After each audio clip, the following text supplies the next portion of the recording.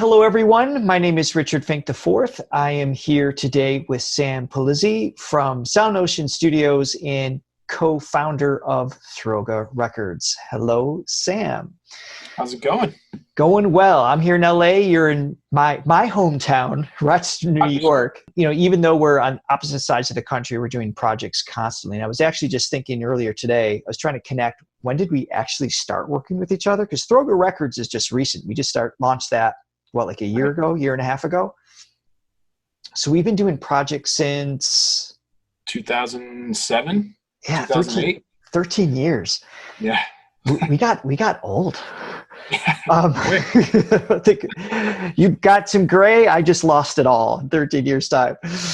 Yeah, we've been doing projects at different studios over the course of many artists, many years. And you, along with Johnny Cummings, we just did an interview with Johnny Cummings for how to write a song, just kind of like songwriting 101. So Sam and I were talking, and this kind of seemed like the next logical step is, now that you have a song, what do you do with it? So as you can see from our title, how to set up your home studio.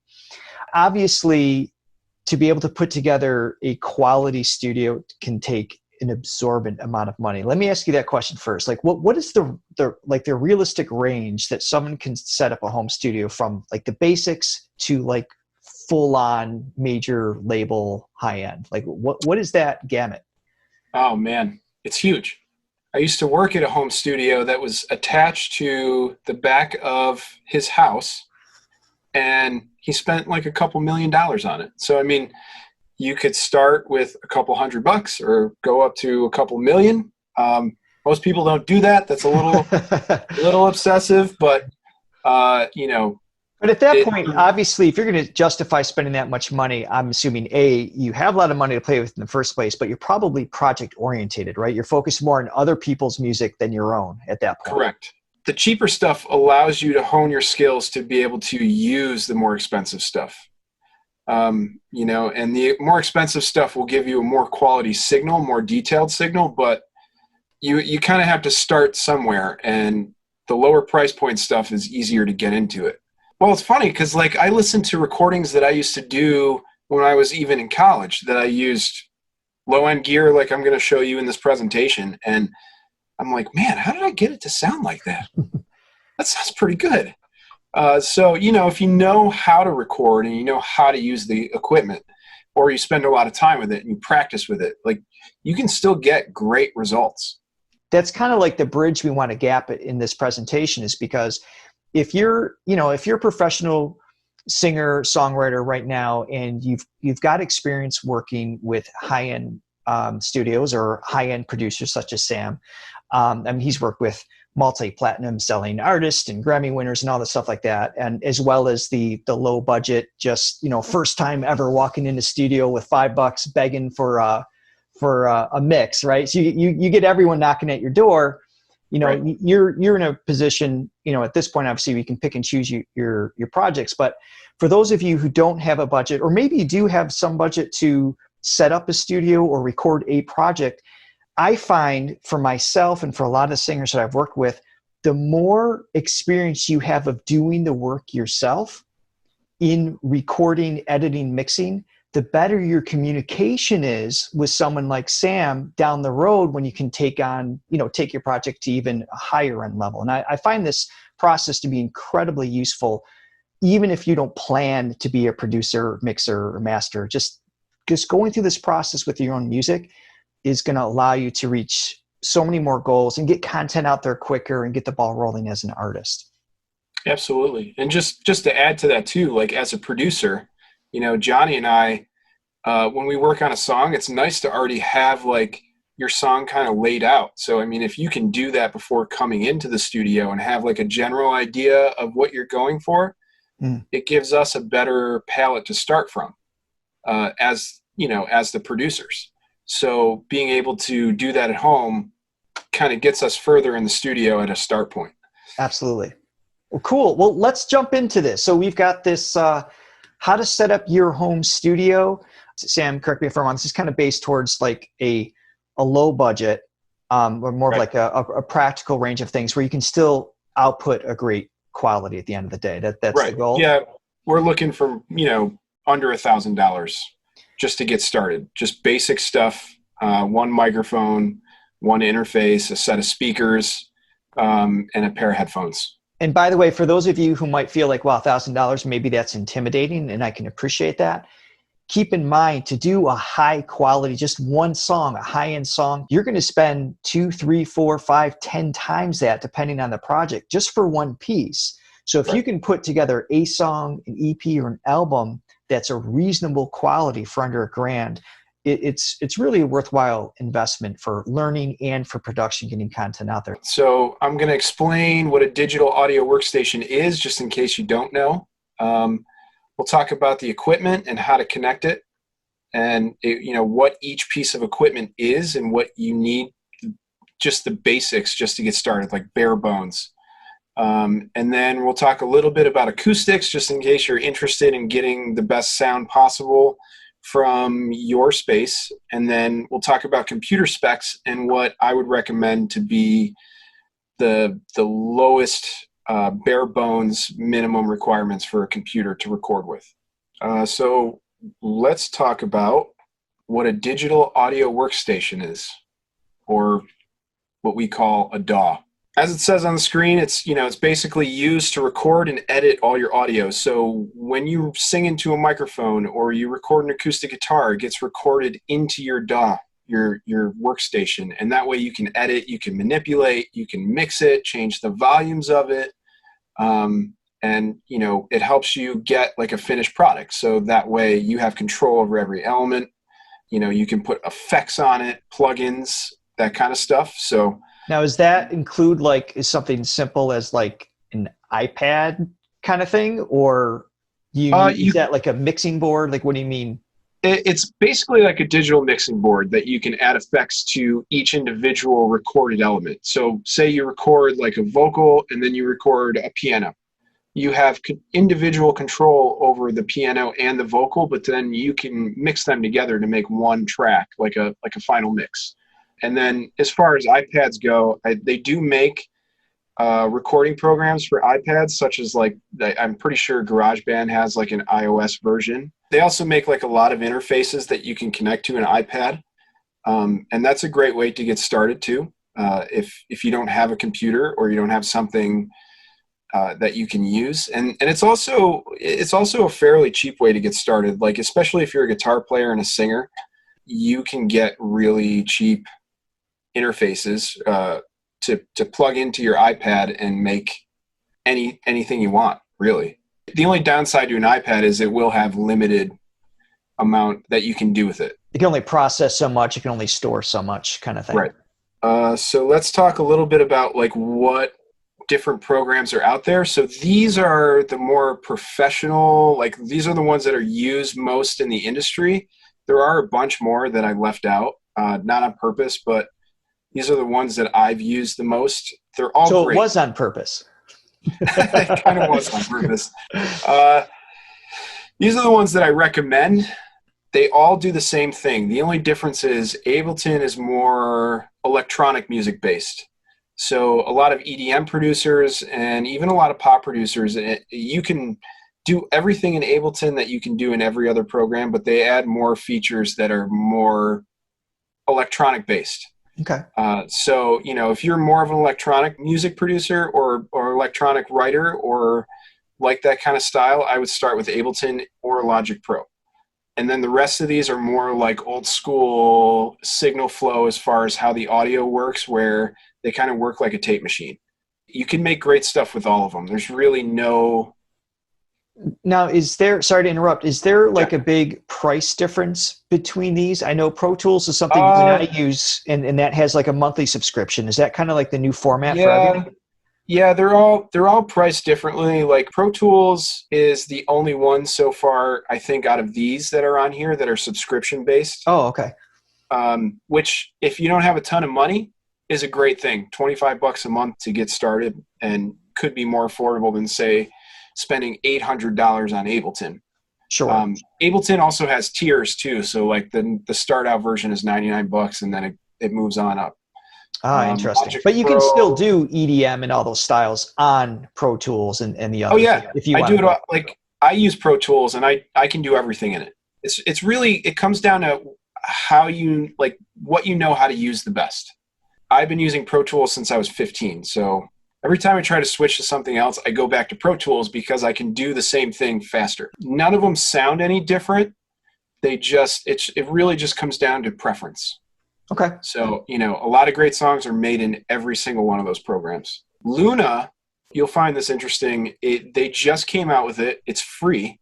It's supposed to be one of the best. I haven't tried it yet, but if you buy a Universal Apollo interface, which I have linked later on in this presentation or later on in this PDF for you to check out, you get a free copy of it. And then you don't have to buy one of these. Nice. And it's supposed to be amazing. Like there's a lot of pros raving about it. So you can also, not on here, you can also use GarageBand. It's, you know, if you have a Mac already, you can use that to get started. And, you know, again, it's a more limited version of Logic Pro.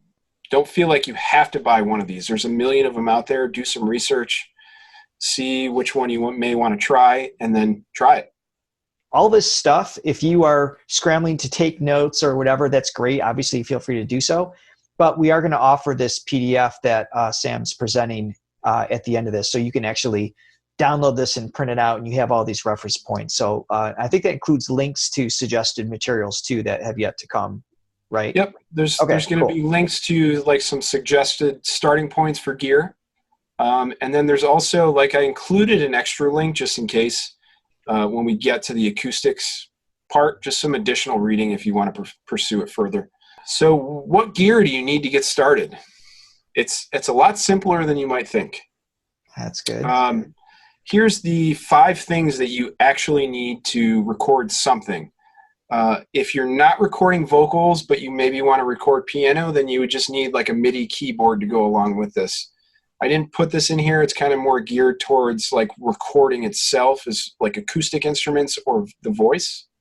But just an added note, if you play piano, you could get like a MIDI keyboard that's USB and then use your DAW to play into that. I mean, all the standard keyboards now have the MIDI interface anyway, so it's really just a matter of getting a MIDI chord into whatever the interface is, right?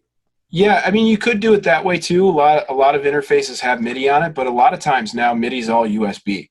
Oh, so sure.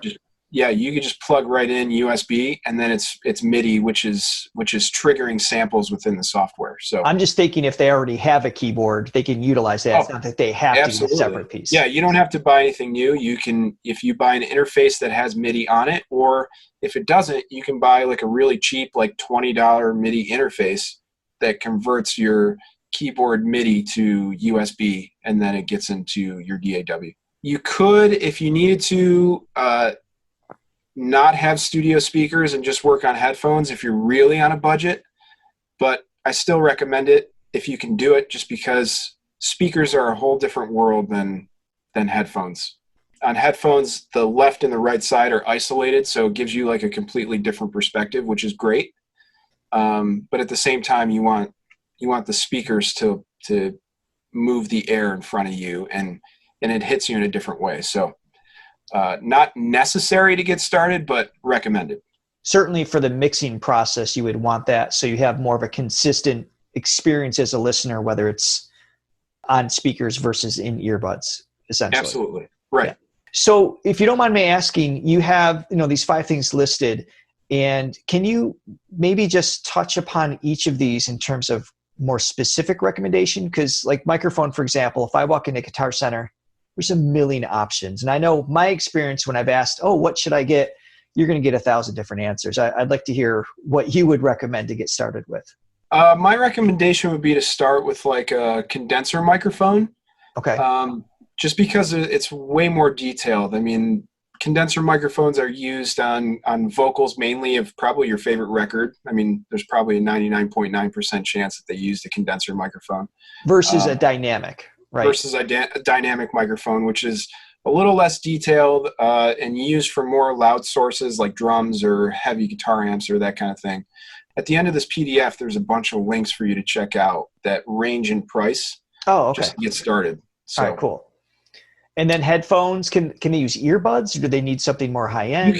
You can use earbuds. I would recommend like closed back headphones. So when you're recording and using a microphone, the bleed from your headphones don't actually bleed as much into the microphone. If your headphones aren't isolated enough, you could get a lot of headphone bleed into your microphone, which could essentially ruin your recording or your take. Sure. So if you get a decent pair of closed back headphones, which also I included a link for that. I just recommend one pair. They're cheap. So, check them out. Or if you have, like, maybe if you're recording, maybe there's 2 or 3 at the same time, obviously then you might need more than one mic, more than one headphone. I mean, that's right. relative. Correct. Yeah. And the system can grow exponentially depending on what your needs are. But normally you can track essentially one instrument at a time, right? Correct. For the most part. Yep. So you can get away with just one of each, basically. Right. And you mentioned audio interface earlier. Maybe you can explain what that is. Yeah. So the audio interface is the most important part of your setup. It takes your analog recording signal, which is a vocal or acoustic guitar or whatever you're recording, and converts it to digital information and sends it to your DAW. So there's a visual representation of it. The better your interface is, the better representation of what you're recording is going to turn out in the DAW. If you've got a really great microphone and a $300 cord and a great computer, but then a crappy audio interface, everything else is wasted. Nothing else matters. Yeah. The better the audio interface is, the better the conversion is from analog to digital. And then the same thing when you're listening back. So if your interface is really bad, it can give you a skewed version of what's actually playing out of the speakers or into your headphones. And then it doesn't actually sound that way. So you would listen back to your mixes or from those software programs through the same interface as you're recording. Correct. Into that. Yep. So the interface does into the computer and out of the computer. And studio speakers you mentioned are kind of optional. They're ideal if you can work them in, but there's an option there. And then of course, a computer that's that's basically your DAW in a sense, interacting with the software itself. Right. So how do you take all of these elements and connect them all? Well, that brings us to our next subject. Fantastic. How do I connect it all? We made a pretty cool diagram, thanks to my wife. This is the basic way to hook everything up. So if you go and buy all those essentials from the previous slide, this is how it would all hook up. The arrows represent the signal direction. If you have a microphone and you're recording into it, it's going to go into your interface. And then it's going to come out of your interface into your headphones so you can hear it back. And then it's also going to come out of the speaker outputs, which are right on the back of this particular interface. Which also I have a link to this interface. I recommend this interface as a 2-channel. Why 2-channel? What does that mean? So you do more than one? So you can do two. You can either do 2 microphones, or you can do, says it has 2 microphone inputs on it, or you can do like a direct guitar or a direct keyboard and a microphone. You can get your signal straight from your guitar and sing at the same time with this scenario. More flexibility. Yep. So I noticed it says USB, USB-C, Thunderbolt. Is each interface, are they can you get any interface to work with any computer, or does there need to be specific ones based on what type of system you use? So a lot of different interfaces have one of these 3 connections. They're not all the same, so you have to make sure that your interface is compatible and your computer has the connection for that interface. If you already have a computer, you might want to cross-reference that before purchasing anything. Cool, that makes sense. And then your computer also needs the minimum requirements for the interface and the DAW software. Okay. So if you look on the next slide here, these are the minimum requirements for Pro Tools. And the reason why I'm using these is because they're very specific, how much RAM you have and how much disk space. And if it's a good starting point for any DAW. So essentially, if it matches what Pro Tools is asking, it's going to be functional. Correct. And some, like if you look at different DAWs. A lot of them will have different minimum requirements, but I found the best results with all DAWs that I've used. So I would recommend this. You could get by with less if absolutely necessary, but if you were going to buy something for a recording purpose, I would recommend these specs. So let's say someone has those 5 things we just talked about. They've got a song ready to record. But the next question, of course, is where do they put all this, right? They might be stuck in a bedroom or a space under the stairs, down in the basement. How do they take whatever space they have available and turn it into a home studio? Well, let me answer that question by explaining a little bit about the acoustics and what you can do to improve whatever space that you're in. This is just basic knowledge. So, I've also included a link to go deeper into it if you really want to get crazy about it. But it is important that your acoustics are as good as you can get them to be, because it affects your recording sound and your playback listening experience. So if you look at this diagram here, your room should be as proportional as you can get it. You don't want the desk off to the side. You don't want it off to, too far from the wall. It should be equal distant from either side of the room. And then if you place your setup in the upper third of the room, so that way it's like, your listening position is a third of the room from the front wall, you'll generally have better results, like listening results, more accurate results that way. If you also look at the diagram that we provided here, bass trapping is basically a buildup of low-end pressure in a corner. It could be anywhere, but it's generally in the corners, and you kind of want to do something to relieve that pressure so that whatever you're hearing isn't too bass heavy, because that could skew the accuracy of what you're hearing. So generally what you would do is kind of, if you look at the diagram, it looks like a wall kind of, but it's more of just an acoustic treatment that kind of cuts off the corner, and you can make that as dense as possible with either Owens Corning 703 or really dense like insulation material. Okay. And now is that like floor to ceiling kind of thing, or? I would recommend floor to ceiling. I mean, every room is going to be different, but to start out, floor to ceiling to get rid of any bass buildup frequencies is the best. I mean, the bass in the room is the hardest to control. They're the biggest waves. So the more you can minimize the bass buildup, the better everything's going to sound. Where would they actually record guitar, voice, or whatever? Would they want to be in the middle of that, or?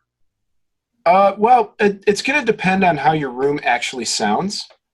So, some parts of the room may sound better, some parts may not. You kind of have to test it out. You could start by standing in the middle of the room and clapping and seeing listening for slapback echoes, and wherever there's a ton of slapback echo, you don't want to record. Because that'll cause some phasing in the microphone and a lot of unwanted artifacts while recording. And if you do, like in the diagram here, if you're able to put acoustic panels on the wall at all to help minimize those reflections, that'll also make things sound better. In parentheses here, it says first reflections, and the first reflections is where the first reflection hits the wall and then comes back to the listener. So if you can minimize those reflections, and you can figure that out by having someone take like one of those bathroom mirrors and move along the side of your room until you, as a listener sitting in your listening position, can see the speaker in there. In the mirror. That's cool. And then that's where the first reflection is, and then that's where you need treatment. And you do that on both sides, and then you treat it more after that, depending on how reflective your room is. And treatments I know can range too from super cheap, like hanging up a moving blanket, as opposed to going out and spending, absorbent amount of money on like high-end foam. And there's a huge range that can be spent there too. Absolutely. And, whatever you can do in this case to help your listening environment and your recording environment is going to be better than not doing anything at all. I've mixed a ton of stuff, like starting out, where I literally just took a mic stand and draped blankets over the top of it and put it behind my speakers and around me, just so I could have like a more neutral listening environment. You know, I don't have to do that now, but it's something that actually works. And if you're setting up in a room that doesn't have carpet, you may want to put a carpet down just to help with like reflections off the floor. The more you can control your space and control the reflections, the better it's going to sound for recording and for listening. Just do what you can. I mean, at this point, if you're just learning and you don't even want to think about this stuff, you can kind of omit it and just record and see how things go. But it is really important if you're serious about getting quality recordings. Sure. Well, and it's going to make mixing so much easier, because if you don't have the bleed from, I was saying headphones earlier, but even like you're saying, like that first reflection bleed, essentially, right? Like when you're strumming the guitar, you're getting that back and you don't have a clean sound to work with. So, right. So if you want to check out like some more in-depth stuff, because I barely scratched the surface here, just trying to. Oh yeah, this is a whole science in it. Yeah. Oh yeah. It goes super scientific, and I'm not an acoustician. I just know what I've done over the years and had, the experience that I've had with acoustics. So you may want to read up on it, and here's a link for it for you to check out. And it'll go as deep as you want to go. Cool. So with that, here's a bunch of the links that we mentioned earlier of recommended equipment. For most things on here, there's 3 different price points. I think the only thing that doesn't have price points is the headphones, because the really low-end headphones don't really stop the bleed. And I think you're better off with just the earbuds you have at that point. Yeah. So, I recommended just one pair of headphones, and they're very low priced and as compared to what headphones could actually cost. And they're headphones that I use here at the studio, so they're great. So you'll get all this information if you go to our website and sign up for the mailing list. Awesome. Which is? Throgarecords.com. And then also here's my email address down here. If you want to just talk about music or talk about your studio or have any questions, you feel free to email me. Sam and I were talking about this earlier. We still have this innate passion to work with and root for the little guy at home with, you know what I mean, a $200 budget in a dream, because that's where we came from. So it's like we're eager to help in any way that we can with this stuff. And if you want to take it to the next level, obviously Sam does, he can mix your project or take you further down the road in terms of production, he and Johnny together. And like Richard said, don't be scared. I mean, it's just a question. He can always ignore you. Yeah, which I might. So, Sam, thank you very much for taking time out of your day for this. Of course. Glad to do it. Thank you, everyone, for joining us. We appreciate it. Thanks, guys.